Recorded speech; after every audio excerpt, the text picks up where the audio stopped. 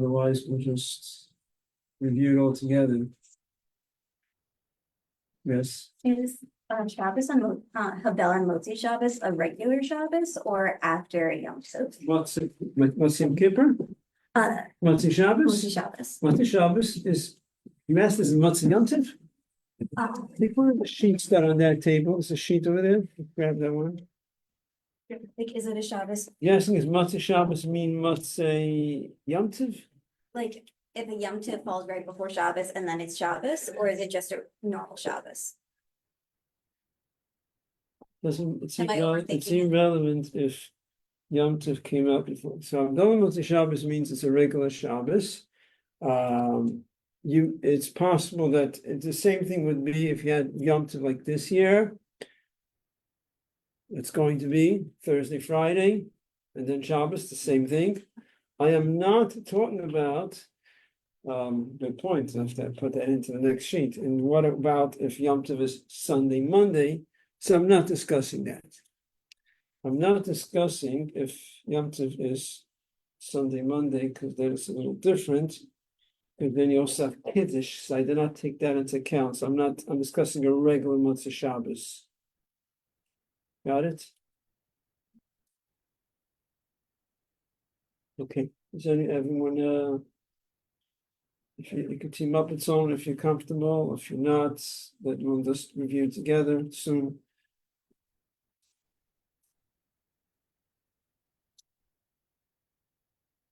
No?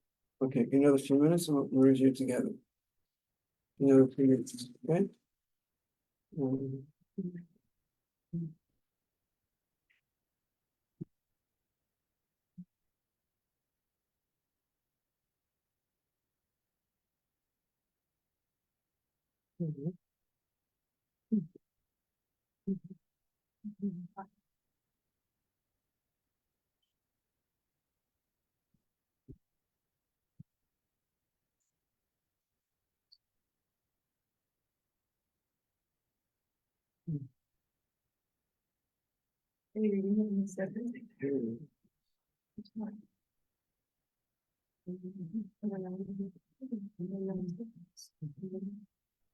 The regular part of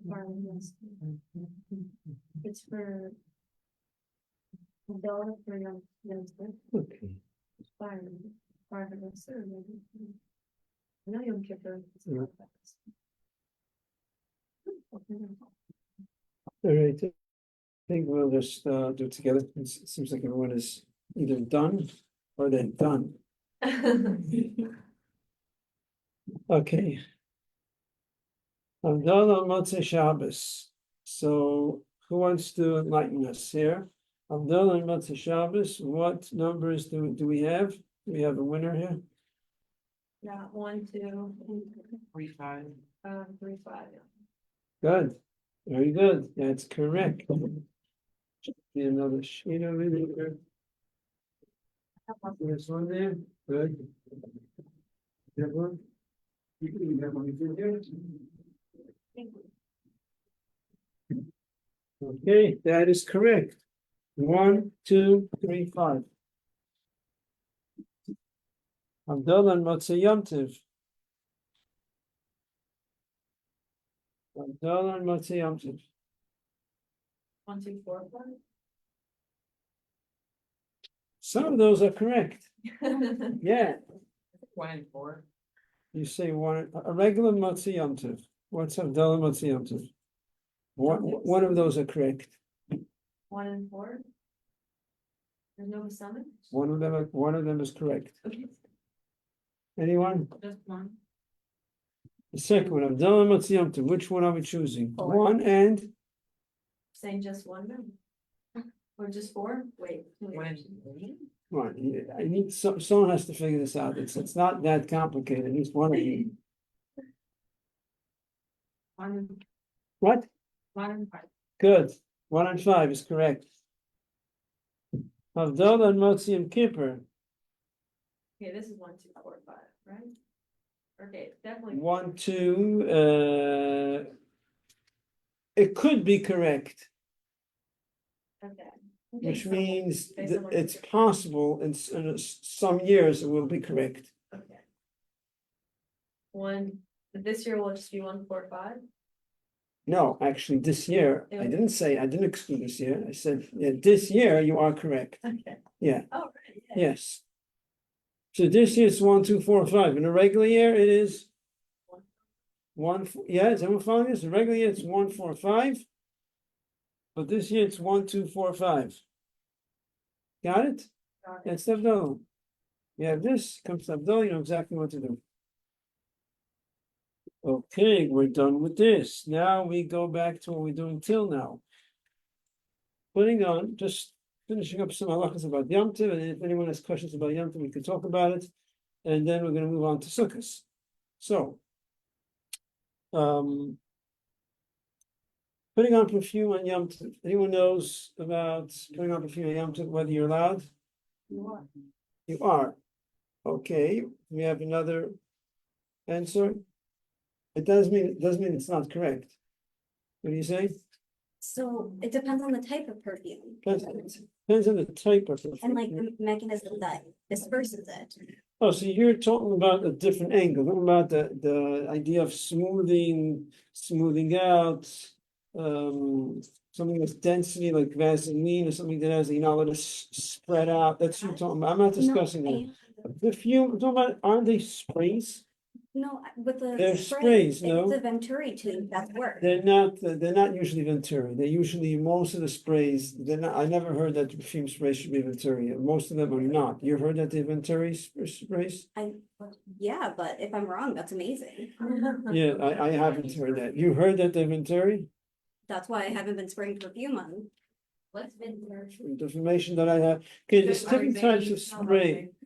There's certain, you're not allowed to do something on Shabbos, for example, Shabbos and Yom Tov, let's say, it's a funny halacha, I know, but you're not allowed to spit into the wind and the wind spreads out your spit, okay? You're not allowed to do that. One of the malachas, winnowing. So some of the sprays have a mechanism where it causes a wind. I don't know exactly how to explain it. So then when the spray comes out, it's caused by wind. But the research I did years ago is that it's very unusual. The only very few, and those aren't really used, or barely used. Now that you mentioned it, you make me think maybe there's something more information, but from what I've read up to now, all the sprays that we have, the deodorants, the perfumes, are not Venturi. They're not, the Venturi is the one that causes it sprays, the wind causes the spray. It's like something inside that turns something and causes a wind. So therefore, there's no issue in terms of that. Sprays aren't a problem. So we're not discussing. So that aspect is not an issue. The aspect is in terms of perfume. In other words, if it was a regular spray, you're just spraying into the air. There's no problem. But the question is, it's perfume. It's for your body. That's the issue. So the question is it allowed or not allowed? So like the existing scent on you or something? Oh, there we go. We're getting there. You sprayed before and then like. Very good. Yeah, very good. So if you sprayed before and there's still some existing scent, so you're not creating a new scent, you're just adding, then it's okay. But if you didn't do it before Yom Tov, now you realize, oh, I didn't, now you're doing it for the first time, then you can't do it. Yeah, but for example, if you put some perfume. And the same is for the clothes. There's no difference between the body and the clothes. You realize that? Putting on the body, I'm putting, I don't know, some if you put on the clothes, but it seems in those days they did it sometimes. But actually on the body, there are opinions that are lenient, not the Alter Rebbe. Practically was strict. The Alter Rebbe is strict. The Rebbe does not allow it even on the body. I'm just saying, I started saying even on the clothes, but actually the clothes, everyone agrees you're not allowed. The body, some are lenient, but practically for us, there's no difference because we go by the Alter Rebbe, and the Alter Rebbe says even on the body is not allowed unless there's already a scent there from before, you're just adding on, then it's okay. Okay? Yeah. Sorry to return to the Venturi tube question. So like a spray bottle like Lysol or anything you would use to clean, you could use that? Like spray down a counter. If it's not, assuming that it's not venturi, there's no problem. If it's a regular spray, you could spray onto the counter, not onto the material, not onto the rag. Yeah. Onto the counter, and then you take something dry and you wipe it. As long as it doesn't get too saturated where you're squeezing out already. So then it's not a problem. Okay, got it? Okay, last class there was discussion about muktzah. I don't know if that was clarified.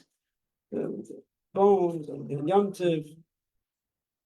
That's clear. In other words, on a regular Shabbos, if you're eating a piece of chicken, when you're done with your chicken, the bones are not muktzah. Yom Tov, you finish eating a piece of chicken, and there's no flesh left on the chicken, on the piece that you're eating, then the bones become muktzah. And what? So what if it's muktzah? I mean, what I mean, so what? If it's muktzah, it's muktzah. What I mean to say is that just because it's muktzah officially doesn't mean now you're stuck. We said that there's something you could do about it. And what could you do? What is that? To put bread on the plate, and you could take the plate to the garbage and throw out the chicken and hold on to the bread. Or another way is, if it's really annoying you means that you're using the space. In other words, if you finish eating it, you're about to leave, and there's a plate that's on the table. You don't like to leave the stuff. You like to clean up afterwards, right? But you don't like to leave it. Fine. But you're done eating. You're leaving. The bench, you're walking out and you're leaving. It's not really going to annoy you. Other than the fact that you like to clean up, you don't like to leave. But if you're not using that space, you don't have that leniency of saying that if something is bothering you, you're allowed to move it. So that permissibility that was saying you're allowed to move muktzah when it's really annoying you, that's when you are there, you're sitting there, you're using the space. But if you're not using that space, you're gone. I'm leaving. I'm not going to be sitting around there. Then you don't have that heter, that permission to say, oh, something that's annoying me, I'm allowed to move. Okay, is that clear? Yeah. Yeah. Oh, sorry. So if you have a pet who would get sick from eating like bones on a plate, if you just leave it there and go, is that an? So you're concerned that the animal will get sick? It's a good question. Or choke on That's a very good question. Animal choking it. I have to look into it because there is such a halacha that if humans will get hurt, we're allowed to move muktzah. Are we allowed to move muktzah because animals might get hurt? They're in our care. Correct, but it's not so simple. It's not so simple. The Chacham was strict about, even the Chacham are concerned about pain to animals, very concerned, but certain things they didn't allow for whatever reason. And moving the animals, it's themselves are muktzah, and moving them when they're in pain is not so simple. If you're actually lifting them up, it's a real issue. So it's something I need to look into. Okay. We spoke about Erev Tavshilin. And if there's Erev Tavshilin, you're allowed to do malacha you're allowed to do anything that has to do with cooking, with food, carrying food, from the second day of Yom Tov to Shabbos. But the Erev Tavshilin does not allow anything other than food, anything other related to food, that is. Anything that's not related to food is not permitted just because you have an Erev Tavshilin. So just like with any other Yom Tov, you cannot do preparations from one day to the next.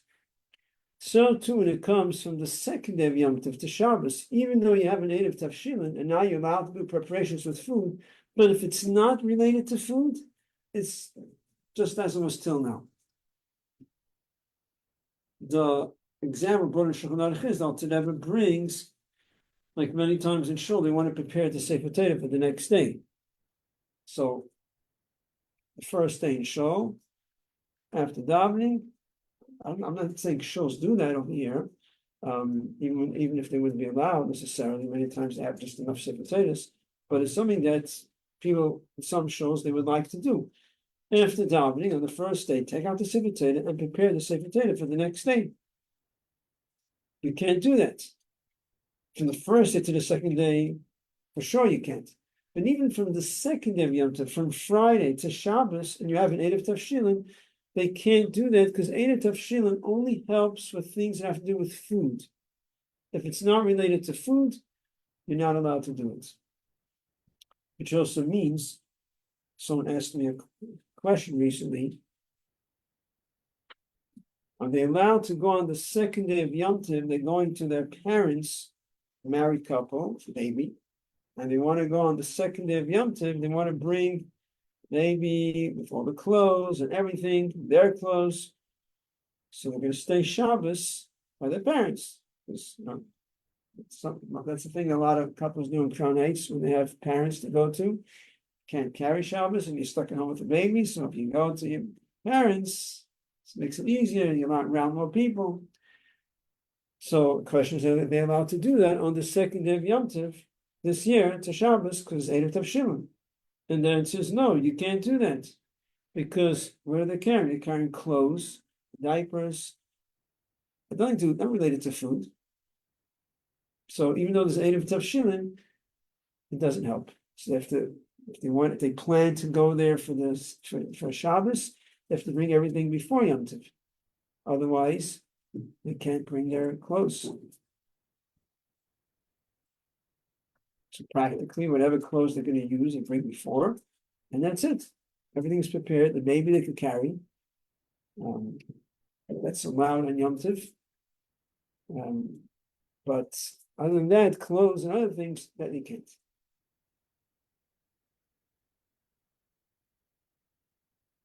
Okay, so we're going to go now to Sukkot. We're going to start the halachas of Sukkot. In the Torah it says, "Basukkos teishu shvus." In the Sukkot, you should sit for 7 days. What is Sukkot? So it's no exact. I haven't seen an exact translation in English for the word Sukkot, but the Torah says you should sit in Sukkot for 7 days. Basukkos teishu shivas yomim. And what's the reason why we should sit in these sukkahs, we call it these huts, for 7 days? So in order that we should remember that when Hashem took us out of Mitzrayim, Hashem protected us, put us in sukkahs. The person says, so you should know, the generation know, kivas sukkahs, that again, I'm trying to use the term sukkahs, that in sukkahs, I placed the Jews when I took you out of Mitzrayim. So you should remember when I took you out of Mitzrayim, I placed you in Sukkos. Now, what is the Sukkos? What Sukkos refers to, in the Torah says that I put you in Sukkos when I took you out of Mitzrayim. What the Torah means is the clouds of glory. The Anani covered. When Hashem took us out of Mitzrayim, Hashem protected us with clouds from all sides. From the sides, from the top, from the bottom, we are protected. The heat. So that, yeah. They were called clouds of worry. Nani covered, yeah. Wow. Nani. Oh, glory. Clouds of glory. It's clouds of glory. So that's the reason why we're supposed to sit in a sukkah, in a hut. We should discuss all the halachos. To remember, to commemorate this, when Hashem took us out of Mitzrayim, Hashem protected us with the Nani covered, the clouds of glory. So to now we sit in a sukkah that we protected also with the schach and the heat and the wind, etc. Now, who is obligated in this? So men are obligated, women are not obligated, because it's a time-bound mitzvah.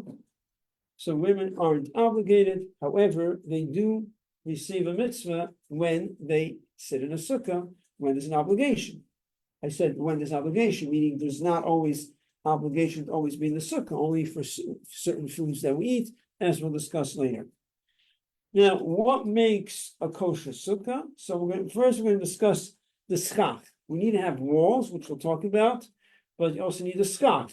Schach has to be, we learned from the Torah, that schach has to be something that comes from the ground. It can't be attached to the ground, it has to be severed from the ground.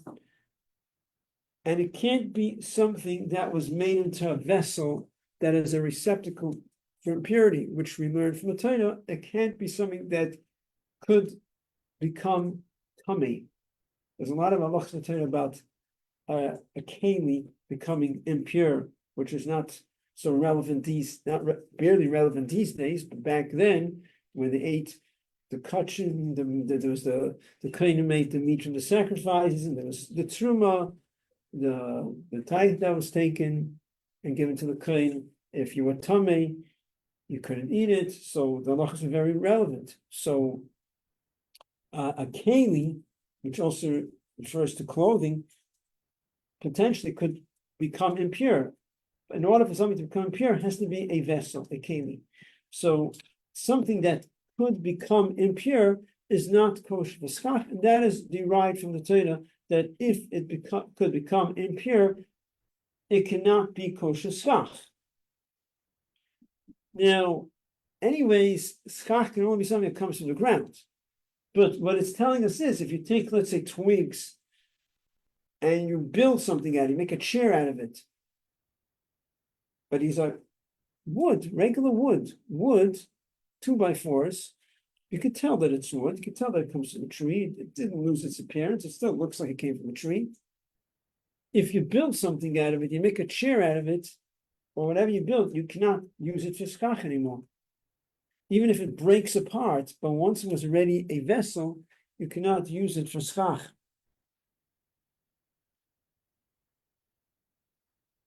Now, what about, this is something interesting.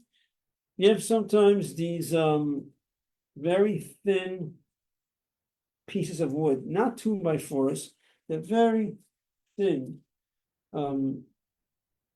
Plywood? Plywood, but they're very thin and they're not so wide. Oh. They're very, yeah. They look anything that doesn't look like wood, if it's manufactured in a way that it loses its appearance, you can't use it for schach. So, for example, they make rope that comes from a tree, material of a tree, right? They make rope out of it. Mm-hmm. So why can't you use rope for schach? Right, so you tie it around, you put these little loops, and then you can put the rope through, and you have why? Because it doesn't have the appearance of something that comes from the ground, you can't use it anymore. What's soft mean? Just things we. Schach means covering. That's schach means. How do you spell that? Schach is spelled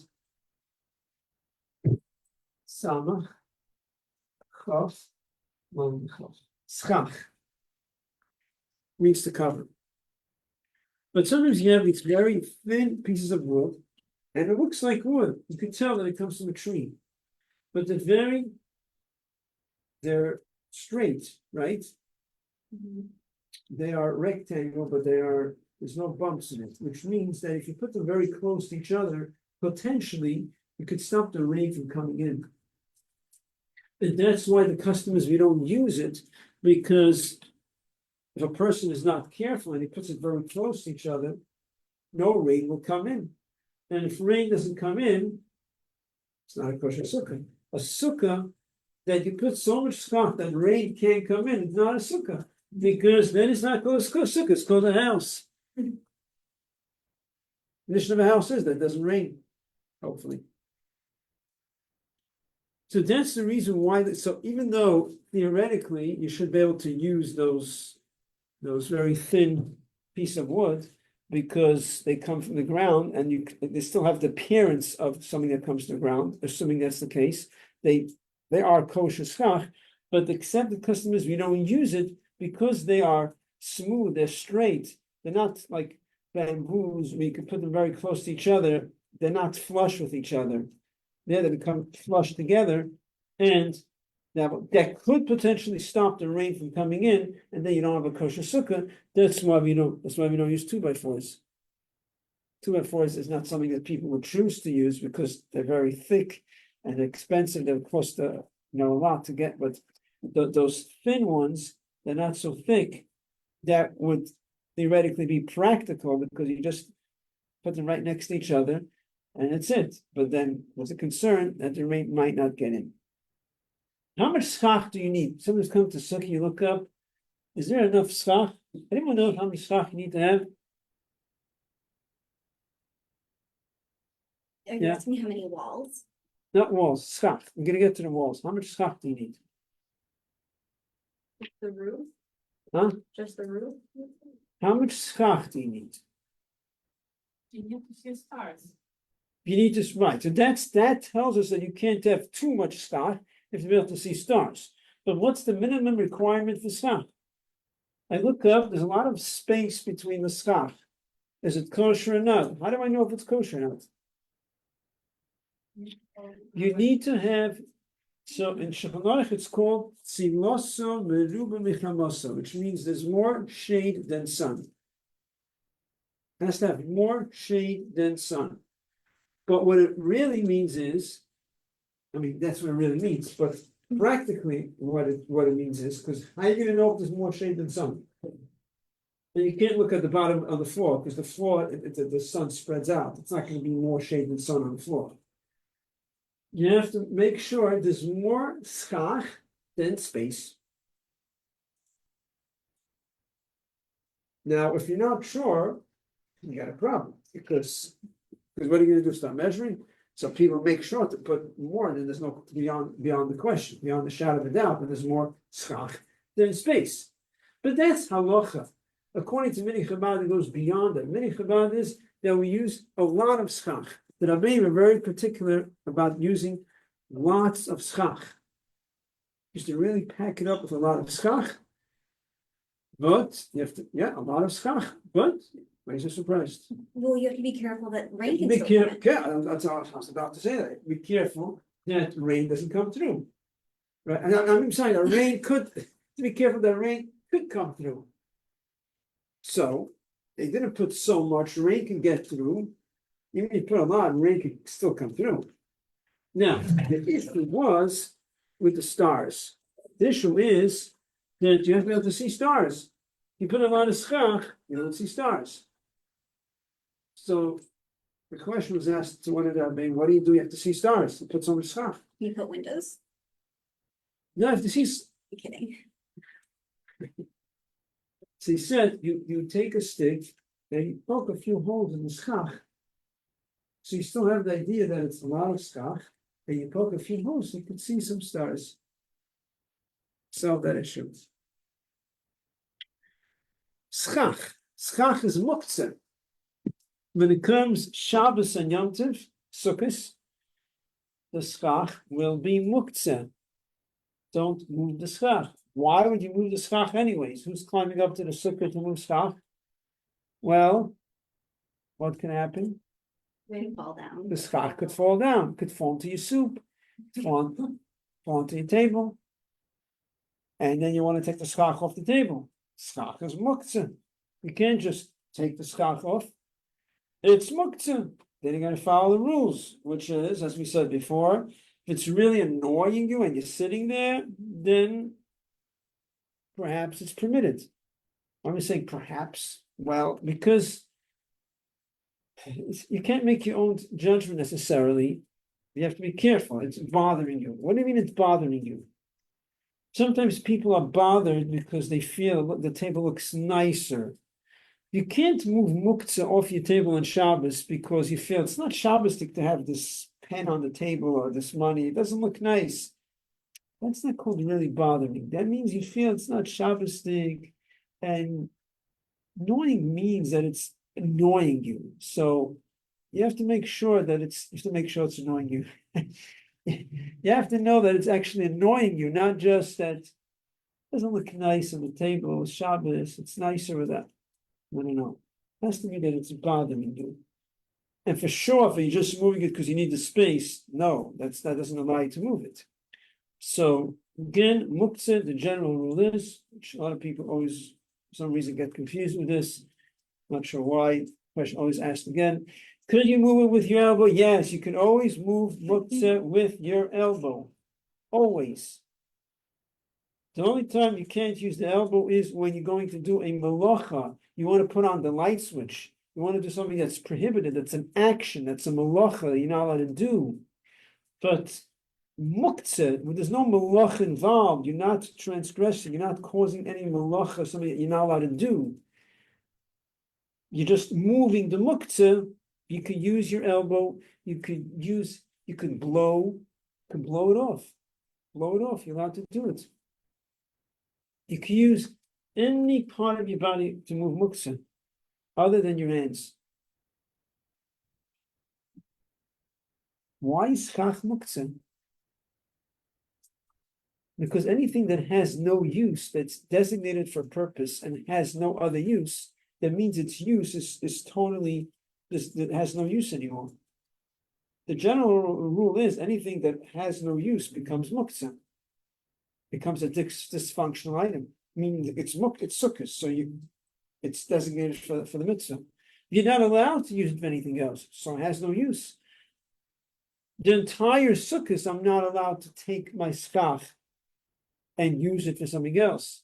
If I decide, let's say on sukkahs, I put so much skach on the sukkah, I don't need so much skach, it's too much. I have extra sukkah that I don't need. So Chalamayid, you decide, you know what? Nice weather outside. I want to make a nice bonfire. I'll take some of the schach.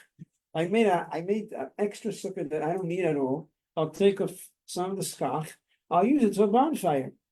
What's the problem? You can't. It's designated for the mitzvah. So it has its use is completely restricted. Anything that they use now, that's generally how it works. Generally, anything that's the use is restricted, Shabbos and Yom Tov, the result is muktzah. Why is raw food, raw potatoes, muktzah on Shabbos? Because you can't do anything with a raw potato on Shabbos. You can't cook it, so it becomes muktzah. Now, obviously, you can't decide muktzah just based on that. There's a lot of halachas, Chacham had also other rules involved, but generally, that's the general theme of muktzah. That's something that's totally removed from you on Shabbos and Yom Tov because you can't do anything with it. The result is that it's muktzah. After Sukkot, could you use the schach? Could you make a fire with it? Yes, there's no mitzvah anymore. The mitzvah is over. You can use it you can make a fire with it, but you cannot use it in a disgraceful way. And anything that's going to be disgraceful, you can't. And also, you cannot step on it. Stepping is disgraceful. You have to be very careful not to step on it. And we're going to hear shofar.